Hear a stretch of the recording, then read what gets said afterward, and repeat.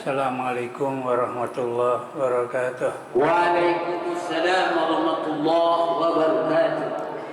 Ya Rabbi bil Mustafa balligh maqasidana waghfir lana wa mataya wasi'al karami.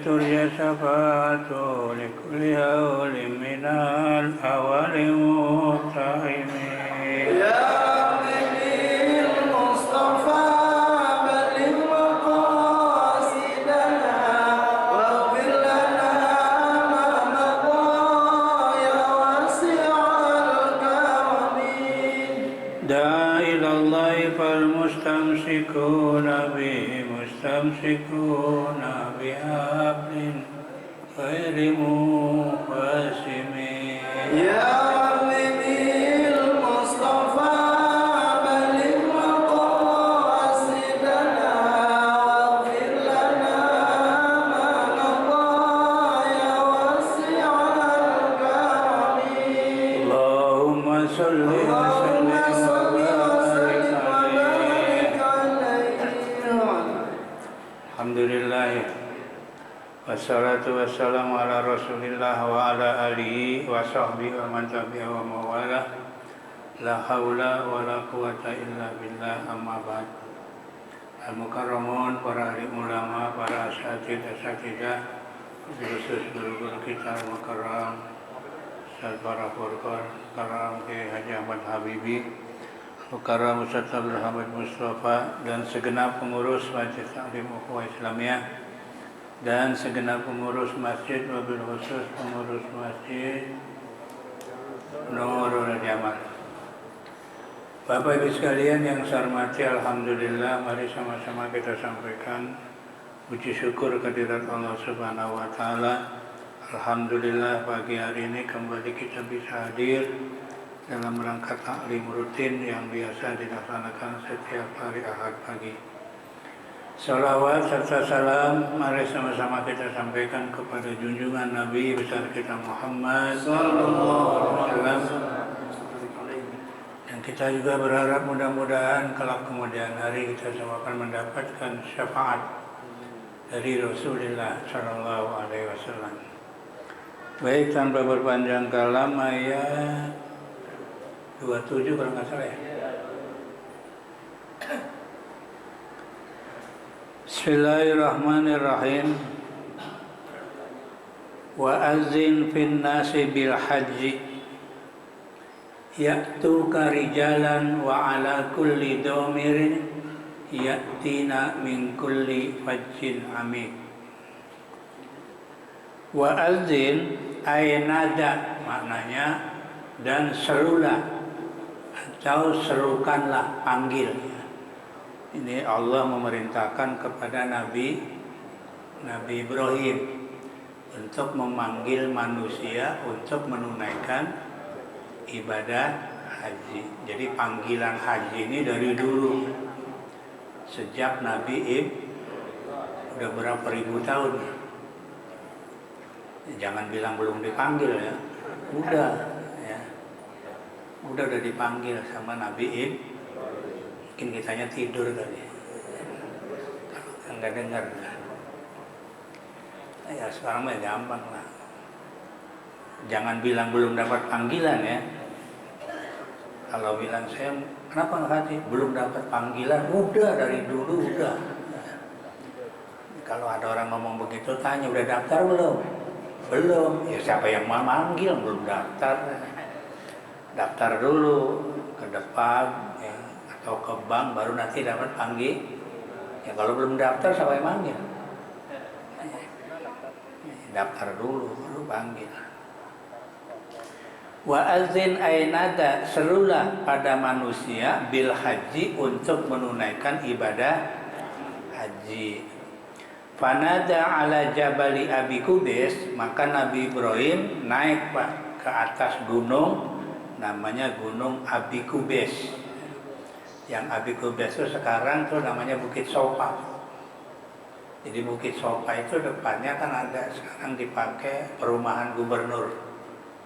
Ya, perumahan gubernur Mekah. Itu dulu namanya Jabal Kubes itu. Namanya Jabal, yang dulu juga ketika Nabi Muhammad menyerukan kepada masyarakat waktu itu dengan turun ayat Tabbat Yada. Nah itu di Jabal Kubes itu, ya. Itu adanya di dekat apa? Bukit Sopa. Ya. Apa kata Nabi Ibrahim? Ya ayyuhan nas, hai manusia, inna rabbakum bana baitan wa aujaba alaikumul hajja ilaihi. Apa kata Nabi Ibrahim? Hai manusia, sesungguhnya Tuhan kalian itu membangun satu rumah dan diwajibkan bagi kalian untuk berhaji kepadanya. Artinya haji ke Baitul. Jadi kata Nabi Ibrahim, Allah membangun rumah namanya Baitul, dan kalian diperintah untuk menunaikan ibadah haji ke Baitullah. Fa'ujibu rabbakum, maka ijabahlah, artinya laksanakanlah itu ya panggilan Tuhan kalian. Wal tafata biwajhihi yaminan wa shimalan, dan Nabi Ibrahim berpaling, nengok dengan mukanya ke kanan dan ke, jadi nengok kanan, nengok kiri, wa syarqan wa gharban, timur dan barat. Jadi nengok kanan, kiri, timur, barat. Wa ajabahu apa? Fa ajabahu kullu man kutiba lahu ayyahijja min aslabir rijal wa arhamil ummahat. Maka mengijabahlah kepada panggilan Nabi Ibrahim tadi setiap orang yang telah diwajibkan padanya untuk menunaikan ibadah haji min aslabir rijal, dari tulang rusuknya laki-laki, wa arhamil ummahat, dan rohimnya perempuan. Nah, jadi ketika Nabi Ibrahim manggil, semua yang di barat, timur, kiri, kanan dipanggil oleh Nabi Ibrahim, dan mereka mengijabah, artinya menunaikan orang yang sudah diwajibkan untuk menunaikan ibadah. Karena haji ini kan ada syaratnya ya. Dalam Al-Quran, walillahi ala nasi hijjul baiti man istata'a ilaihi sabila. Hanya karena Allah lah ya, orang diwajibkan menunaikan ibadah haji, syaratnya man istata'a, orang yang punya kemampuan. Kalau nggak punya nggak bisa. Dalam ayat ini ada 3 syarat kemampuan untuk menunaikan ibadah. 1, badannya sehat. Orang sakit nggak bisa. Makanya kalau mau haji dia apa dulu? Periksa dulu sehat nggak badannya. Sebab kalau nggak sehat nggak bisa. Kenapa? Karena haji ibadah fisik. Kalau fisiknya nggak kuat ya nggak bisa. Ya, beda sama sholat. Kalau sholat mah yang penting ya, nggak apa namanya, tidak fisik ya. Tidak semua gerakan, tapi kalau haji kan gerakan, dari wukuf, lempar jumrah, tawaf, sa'i, kan gerakan semua itu. Bahkan doanya hukumnya apa? Sunnah, nggak ada yang wajib. Jadi badan sehat. 2, ada kendaraan yang menyampaikan aman ya. Walaupun ada kendaraannya, kalau nggak aman nggak boleh, harus aman. Yang ketiga, punya duit, ada duitnya ya. Ya badan sehat, pesawat ada, duitnya kagak gablek, bisa. Ya mau bayar dari mana? Duit banyak, pesawatnya kagak ada, badannya sehat, bisa? Gak bisa, kecuali orang sononya ya. Kita kan jauh. Pesawat ada, duit ada, badan sakit, bisa? Ya bisa. Ada 3 syarat ya. Jadi bagi orang yang punya kewajiban yang sudah diwajibkan oleh Allah, ya mereka datang ya. Dengan mengucapkan apa? Labbaika Allahumma labbaik. Itu ya, labbaik itu ya Allah, kami datang memenuhi panggilan-Mu ya. Makanya niat haji atau niat umroh kan ada 2. Niat umroh haji bisa gini, nawaitul hajja wa ahramtu bihi. Saya niat haji dan memakai pakaian ihram untuk haji. Kalau umroh, nawaitul umrata wa ahramtu biha. Saya niat umroh dan memakai pakaian ihram untuk Kalau nggak bisa, labbaika umratan. Bisa udah gitu aja.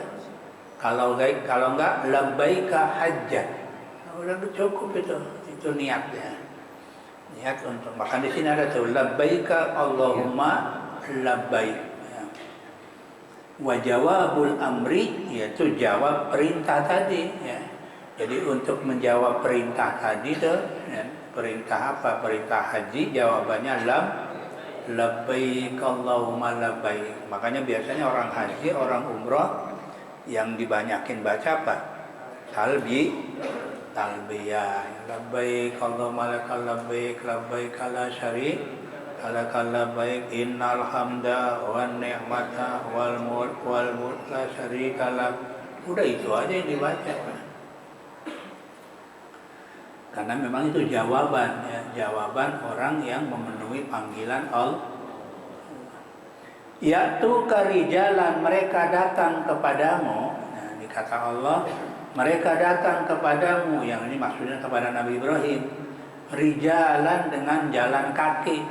Jadi ada orang berangkat haji jalan, ya ini bagi orang setempat ya tentunya ya, atau orang yang dekat. Tapi orang Indonesia juga ada naik sepeda, ya 6 bulan, 7 bulan naik sepeda dia. Hebat itu, tekadnya berarti bulat. Masyatan itu jalan kaki. Jam'u rajilin, jamak dari rajil. Rijal itu dari rajil. Rajilun rijalan. Qa'imin wa qiyamin, seperti lafaz qa'imin dan qiyamin. Qa'imin itu berdiri maknanya. Jadi ini lafaznya ya.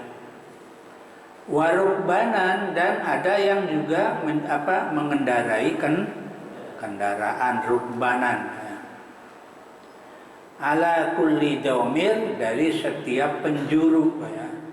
Jadi dari berbagai penjuru datang ya, yang jalan kaki, yang pakai kendaraan.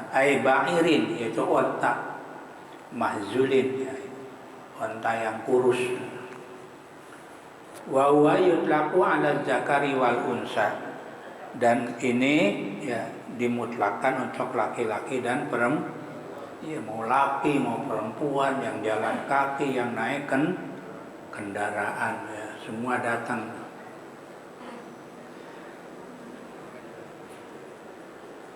Yaktina, mereka datang tuh. Ayat dawamiri himlan al makna. Yang ini unta-unta itu ya, atau unta-unta kurus itu yang dimaksud adalah orang-orang yang mengendarainya.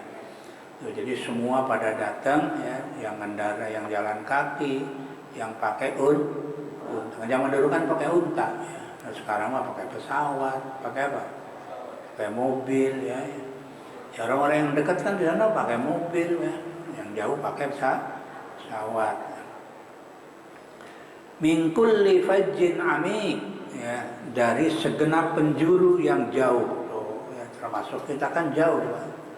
Aitorikin ba'id, yaitu dari perjalanan yang sangat jauh. Kita kan lumayan ya, dari Indonesia ke Mekah, Saudi Arabia berapa jam? Sekarang 9 jam ya, 9 sampai 10 jam. Karena jaraknya kurang lebih katanya 10.000 kilo. Ya, jadi Jakarta Jeddah ini kurang lebih 10.000 kilo. Pesawat itu 1 jam 10.000. Ya. Jadi memakan waktu 9 sampai 10 jam ya. Kalau dulu kapal laut. Ya, bisa bulanan kan. Ada yang bisa 6 bulan. Biasanya kalau kapal laut nggak ketahuan pulangnya, disangka nggak berangkat haji, tapi udah pulang aja dia. Saking kelamaan, lupa gitu, 6 bulan baru pulang. Nah, sekarang mah 9 jam. Sehari bolak-balik Mekah bisa, Pak. Sarapan di Jakarta, makan siang di Jeddah atau di Mekah, makan malam Jakarta lagi, bisa sekarang. Ya. Karena kendaraannya udah cepat. Nah, kenapa mereka diperintah haji, Pak? Nih, ada tujuannya. Liyashhadu ayyahduru, agar mereka menyaksikan. Jadi menyaksikan tentang kebesaran Allah. Apa manafi'a lahum, ya, agar mereka mempersaksikan, yakni mendatangi beberapa manfaat untuk mereka. Jadi ada manfaat-manfaat di dunia ketika di dunia. Apa manfaatnya di dunia? Bittijarati, dengan berdagang. Jadi ada orang yang memang berangkat haji sambil dagang, ada. Atau juga di Mekah ini kan pusat perdagangan. Au fil akhirati, atau manfaat di akhirat. Au fihi ma aqwalun, atau di dalamnya ada urusan akhirat dan dunia, ya. Juga ada beberapa berbagai macam pendapat lah, ya. Ngambil manfaat ini macam-macam gitu, ya. Ada yang mengatakan manfaat dunia dan akhirat, ada manfaat yang lain dan lain sebagainya. Ada pokoknya banyak lah. Apakah itu sejarah dan lain sebagainya, ya. Pokoknya kalau orang berangkat haji banyak wa yadhkuru ismallah, dan supaya mereka menyebut nama Allah. Kapan? Fi ayyamin ma'lumat, pada hari-hari yang sudah ditentukan. Makanya dalam ayat lain, haji itu apa? Al-hajju ashhurum ma'lumat, ya. Haji itu waktunya sudah ditentuin, nggak boleh sembarangan, ya. Kapan musim haji? Ada ulama mengatakan dari Syawal sampai 10 Zulhijjah. Itu namanya Asyhurum Ma'lumat. Jadi orang haji nggak boleh lewat dari tanggal 10 Zul. Jadi kalau ada orang berangkat haji 10 Zulhijjah, bukan haji. Bukan itu. Karena puncak haji tanggal 9. Kan Al-Hajju Arafah. Ya kan? Haji itu wukuf di Padang. Nah, wukuf di Padang Arafah tanggal berapa? Tanggal 9. Makanya kalau ada orang berangkat haji lewat tanggal 10, itu bukan haji. Ya.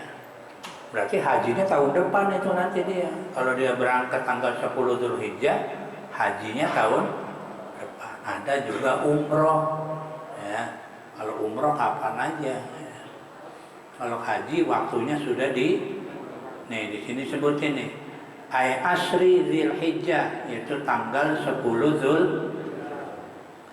aw yaumi Arafah, atau hari Arafah tanggal 9. Aw yaumin nahri, atau hari kurban tanggal berapa? 10. Ila akhiri ayami tasyrik, sampai akhir hari tanggal berapa? 13 bulan Dzulhijjah. Itu namanya ayyamin ma'lumat.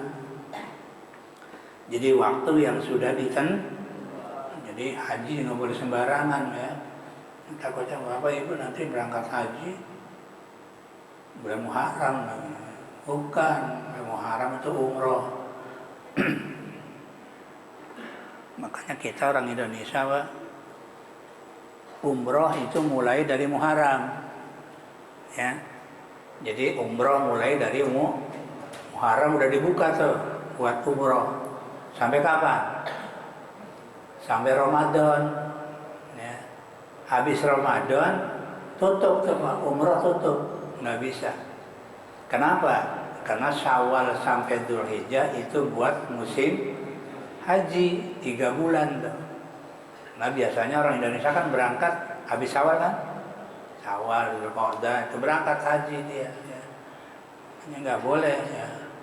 Syawal nggak bisa, umroh nggak bisa, umroh bisa.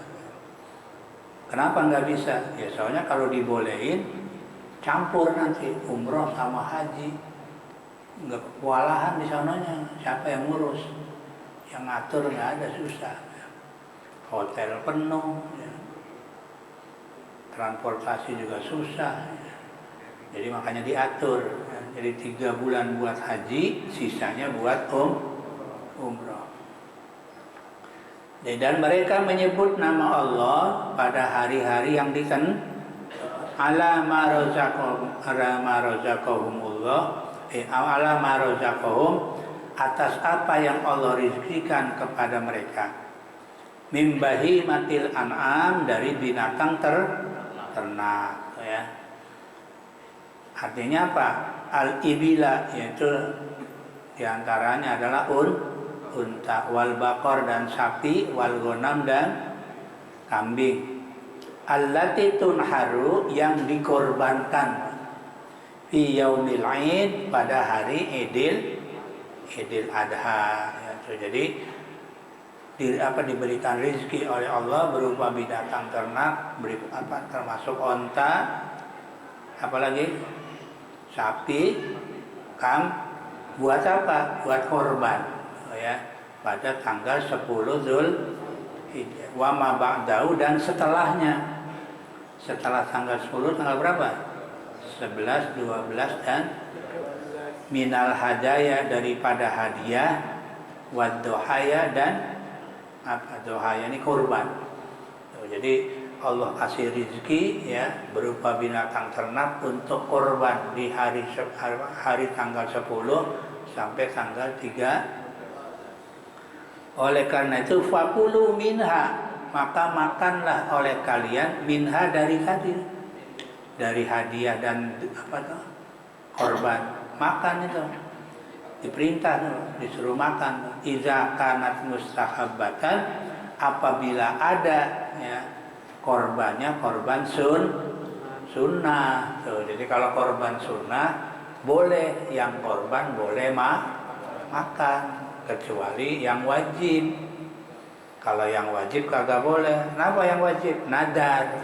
Ada orang nadar mau itu nggak boleh sama sekali. Ya, sama sekali nggak boleh makan ya daging yang dia ya korbannya kambing, nggak boleh tuh makan kambing korban dia, nggak boleh. Tapi kalau dikasih sapi sama panitianya boleh. Yang penting dia tidak boleh makan kambing yang dia korbankan, itu kalau korbannya wajib. Tapi kalau korban sunnah boleh, malah boleh makan. Yang korbannya boleh makan. Sunnah ya. Tapi jangan lebih dari 1/3. Awas. Jangan ini mau udah korban mintanya apa? Paha 4, kepala 1, sama kulitnya, ya udah ambil aja semua itu Bang. Itu nggak boleh lah. Kalau dikasih sapi kaki 1, ya udah kan 1/3 kan, kaki 1, berarti yang 3 bagi kan. Jangan ini mantap tuh saya korban ya, kakinya buat saya, kepalanya, kulitnya, ya udah habis itu Bang. Yang dibagi apa? Ya nggak ada lah. Ya, jangan lebih dari 1/3 daging ya dari hewan kurban itu. Jadi kalau daging itu ada 10 kilo, jangan lebih dari 3 kilo. Sunnah itu, sunnah kita makan. Kalau korbannya kecuali korban wajib, sama sekali nggak boleh. Bahkan dalam hukum fikih, kalau ada orang korban wajib, kan ada kadang-kadang kita punya anak kecil ya, umur 5 tahun, karena dari beli kambing, diikutin tuh kambing, dari mulai beli ditungguin sama dia, Sama anak. ya sama anaknya, sampai dipotong, diikutin terus, nangis dia minta jatah dari kambingnya. Hati-hati tuh. Boleh nggak apa-apa, ambilin tapi ganti, beliin lagi. Ya. Ambil berapa? Setengah kilo, beliin lagi daging setengah kilo buat ngeganti. Ya namanya anak kecil kan kadang-kadang susah ya. Jadi, pokoknya itu aja pokoknya. Ya. Diputer-puter, wih susah juga nih anaknya. Teliti, ya udah nggak apa-apa kasih aja, tapi ganti, beli di pasar. Ya, kalau ngambil setengah kilo ganti setengah kilo. Ya. Itu namanya kurban wajib. Ya.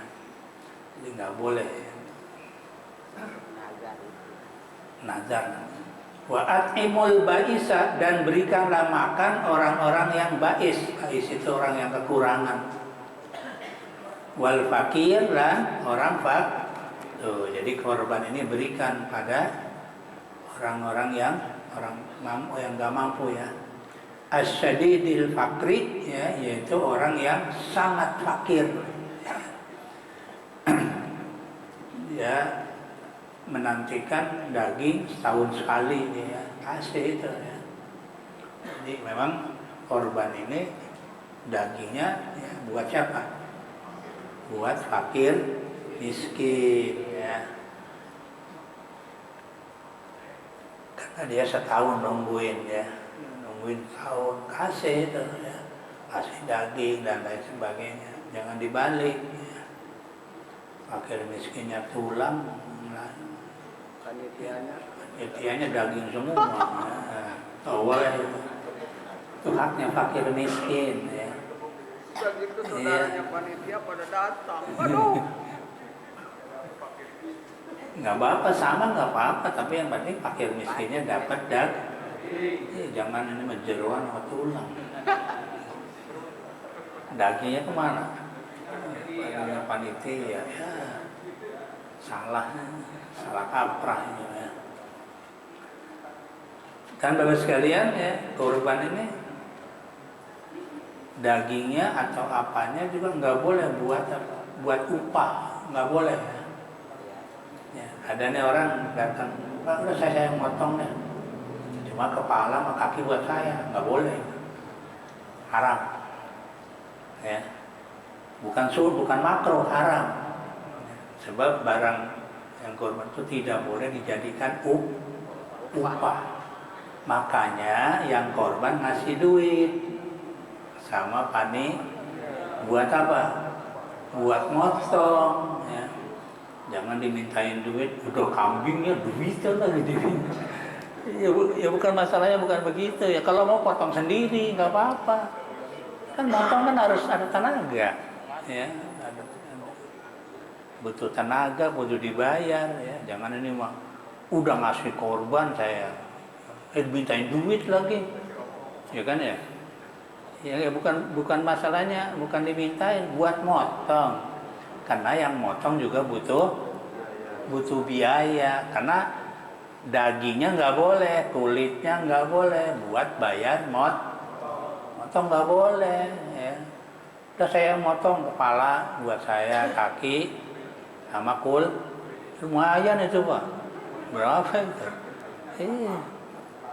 Satu kambing kalau ada 5, lumayan 5 kepala ya. Kakinya berapa tuh? 20 ya? Iya, lumayan. Kulitnya berapa? Wah, mahal itu ya. Nggak boleh itu ya. Kalau dikasih sama itunya boleh ya. Kalau dikasih boleh, yang enggak iya. Tapi kalau minta jatah ya nggak bisa itu. Dengan upah ya, bahasanya buat upah. Itu nggak boleh, haram. Nih, jadi wa'at imul ba'isal fakir tuh, agar memberi makan orang-orang Ba'is itu orang kekurangan ya. Al-fakir dan orang-orang tuh, jadi korban ini buat makan orang-orang ya, orang-orang fakir ya. Fakir miskin. Supaya mereka sejahtera ya. Nah ini Bapak sekalian ya. Jadi Nabi Ibrahim sudah memanggil untuk berangkat haji sudah beribu-ribu tahun yang lalu lah ya. Makanya jangan bilang saya belum dapat panggilan. Wah, berarti tidur dia. Iya. Panggilan dari dulu. Iya, panggilan dari dulu. Udah berapa ribu tahun tuh Nabi Ibrahim sekarang. Nabi Isa aja udah 2000 tahun kan? Iya, per Nabi Ibrahim ada kali 5000 tahun kali ya. Udah dipanggil sama Nabi Ibrahim. Mungkin kitanya lagi tidur atau nggak denger kali itu ya. Jadi jangan bilang belum dapat panggilan, udah. Bahkan di sini disebutin oleh Allah apa? Dalam tafsir disebutin sini fa ajibu rabbakum tuh, maka tunaikanlah panggilan itu ya. Baik Bapak dan Ibu sekalian, sampai situ dulu.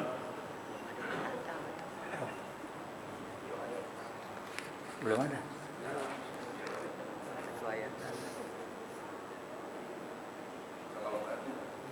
Tambah lagi nih, satu ayat lagi. Belum ada yang datang katanya. Summal yaqdu tafasahum ya. Kemudian hendaklah mereka menghilangkan kotoran yang ada pada badan mereka. Ya, artinya disuruh membersihkan badan ya. Kalau sudah menunaikan ibadah, atau juga dengan kalimat lain di sini ya. Orang yang berkorban ya, setelah korban ya dibersihkan ya. Sebab kan ada dalam hadis sunnah, bukan wajib nih ya. Sunnah orang yang mau korban tidak boleh motong kuku, motong rambut ya. Itu nggak boleh. Pada saat Ya, sebelum korban. Kita udah niat, udah keinginan nih mau korban. Nah, dari tanggal 1 tuh. Dari tanggal 1 Zulhijjah nggak boleh motong kuku, potong rambut. Nanti udah korban tanggal 10 baru.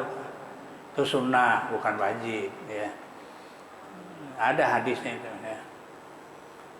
Bukan wajib ya, tapi sunnah. Takutnya nanti orang bilang gua boleh motong kuku, gua boleh. Ya, bukan nggak boleh, sunnahnya ditahan dulu ya. Rambut, kuku. Nanti kalau udah korban baru dipotong. Ini nih makanya. Sumal yaktu tafassahum tuh. Ayazilu ausahahum wasahum. Katuli dzufri tuh kalau disebutin tuh ya. Maksudnya adalah hendaklah mereka merapihkan tuh. Ketidakrapian diri mereka seperti memotong rambut, motong apa? Katulil zufri itu termasuk kuku ya. Jadi dihilangkan kotoran-kotoran yang ada pada badan. Wal yufu nuzurahum, dan hendaklah mereka menunaikan ya. Dibaca bitahfif, boleh dibaca yufu, boleh dibaca tasdid. Jadi yufu ya. Wal yufu dipakai tasdid.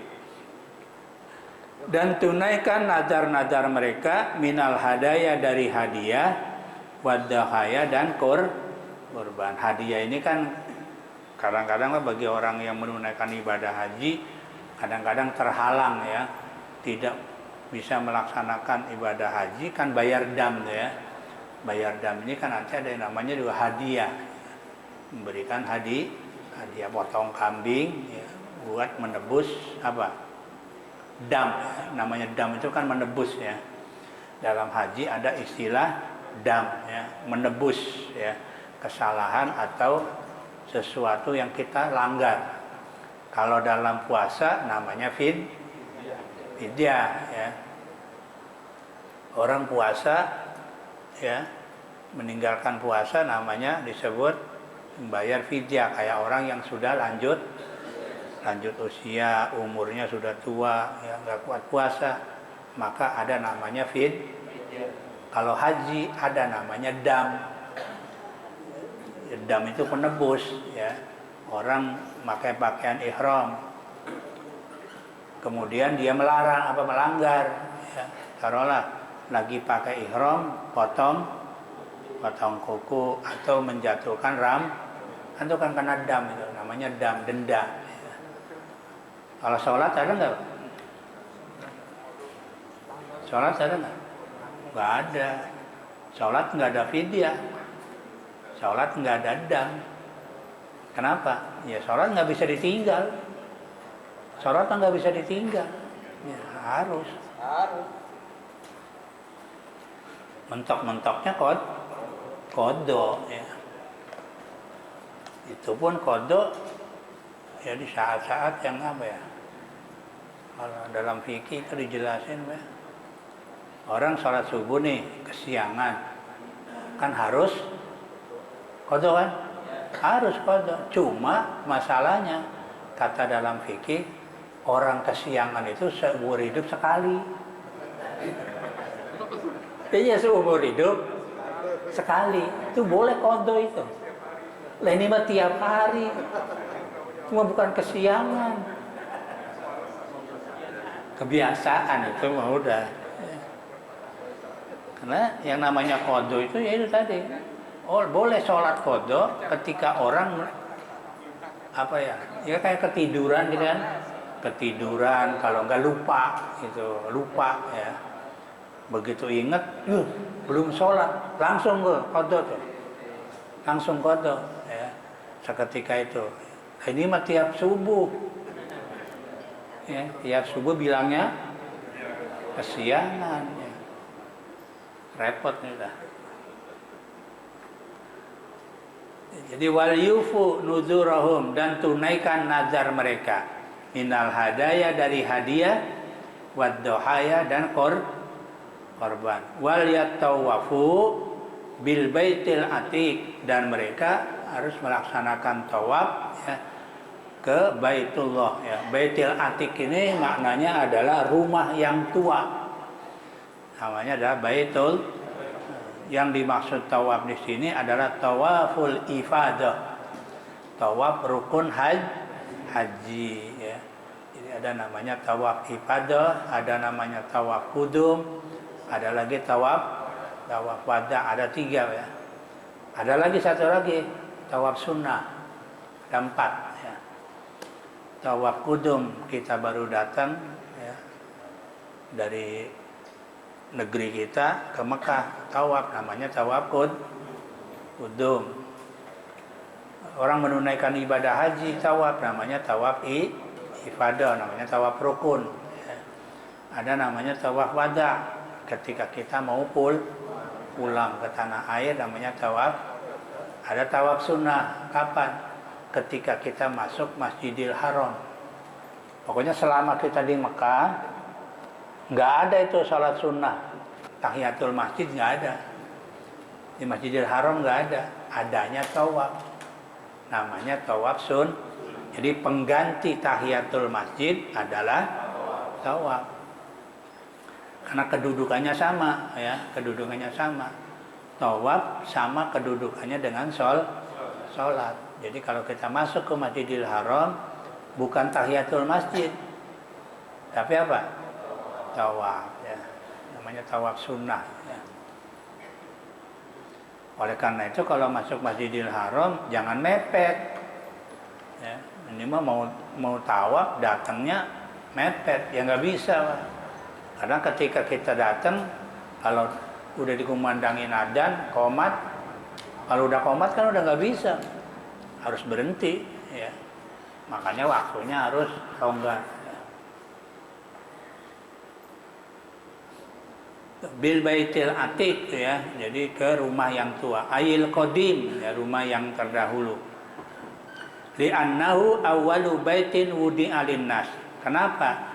Karena baitil atiq ini adalah permulaan rumah yang diletakkan ya, dibangun untuk manusia ya.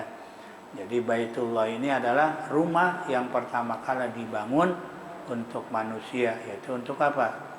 Untuk melaksanakan tawaf. Sekali lagi, kedudukan tawaf sama sholat sama. Bedanya apa, Pak? Tuh. Bedanya apa? Kedudukannya sama. Ya, sholat pakai wudhu, tawaf juga harus pakai wudhu. Ya, sama. Nutup aurat, ya nutup aurat sama. Ya. Bedanya apa? Bedanya nggak boleh ngomong. Kalau sholat nggak boleh ngomong. Ya. Kalau tawaf boleh ngomong. Ya. Tapi kedudukannya sama. Ya. Artinya setara ya. Antara sholat dengan tawaf itu setara. Cuma bedanya sholat nggak boleh ngomong, tawaf boleh ngomong. Orang lagi tawaf bareng tadinya nih berlima. Pas putaran kedua misah, mencar. Ketemu di putaran berikutnya, nanya, boleh. Kamu udah berapa putaran? Saya baru 3. Oh, saya baru 2. Lanjut tuh, jalan aja. Ya, jalan aja udah. Tapi kalau sholat berjamaah, imamnya nengok, berapa rakaat? Baru 2, ya bubar lah. Bubar. Jadi sholat nggak boleh. Tapi dulu boleh. Nah, maka akhirnya turun ayat tuh, hafizu ya. Ala sholati wa sholawatil wusta wa qumu lillahi qanitin. Semenjak ayat itu turun nggak boleh ngomong. Kenapa? Karena dulu ketika lagi sahabat pada lagi sholat ngobrol. Maka turun ayat ini wa qumu lillahi qanitin. Nah, semenjak itu sholat tidak boleh ngomong. Sampai sekarang terus ya. Jangan nanti sholat ngobrol lagi. Nih, jadi waliyat tawafu dan tawaf mereka, tawaf ibadah di namanya Baitul Atiq. Baitul Atiq ini di sini terjemahkan namanya rumah yang tua. Kenapa rumah tua? Karena ini rumah pertama kali dibangun ya. Atau Baitullah ini tempat ya yang pertama kali dibangun untuk manusia ya. Terus dalika wa mayu azim hurumatillah, sampai situ dulu ya. 30 ya. Ayat 30, mudah-mudahan kita semua mendapatkan ilmu yang bermanfaat, mendapatkan keberkahan dari Allah Subhanahu wa taala. Wallahu a'lam bishawab. Assalamualaikum warahmatullahi wabarakatuh. Waalaikumsalam warahmatullahi